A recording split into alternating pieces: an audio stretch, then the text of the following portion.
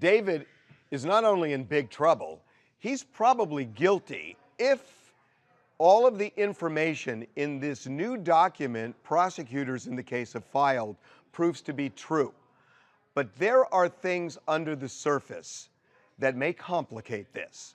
First of all, it is highly unusual for prosecutors to present any document like this. This honestly is weird to have a prosecution preliminary hearing brief. You almost never see anything like that. And the reason is they're going to have a preliminary hearing, and you don't have to present a brief saying, here's what we're going to show. You just have the preliminary hearing and you show it. So then the question, why did the prosecutor in this case do something that is really not just out of the ordinary, but is extraordinary? It is weird. Why would they do that? There are some cynics who think they did it to dirty David up. And that was the point of this whole thing, that they wanted to show that he was guilty and possibly impact the jury pool. Now, that's the cynical version of this.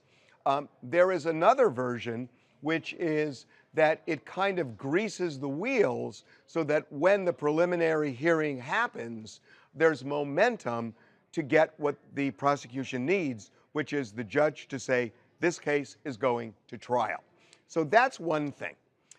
The second thing is that this is a circumstantial case. There is a lot of damning evidence in this prosecution's brief. I mean, from calling an Uber to pick up Celeste to having her come to the house and then texting a half hour later, where are you? That's odd. But then, to buy chainsaws and buy a shovel and all the other things right after she disappears, it is damning. But what you don't have is him committing murder. The prosecution is saying she went in the house and she didn't come out. Now, it's interesting, they say, that he stabbed her twice and then watched her bleed out. How do they know that he watched her bleed out? Because there's no evidence of any eyewitness. So that's kind of odd right there. So this is a circumstantial case.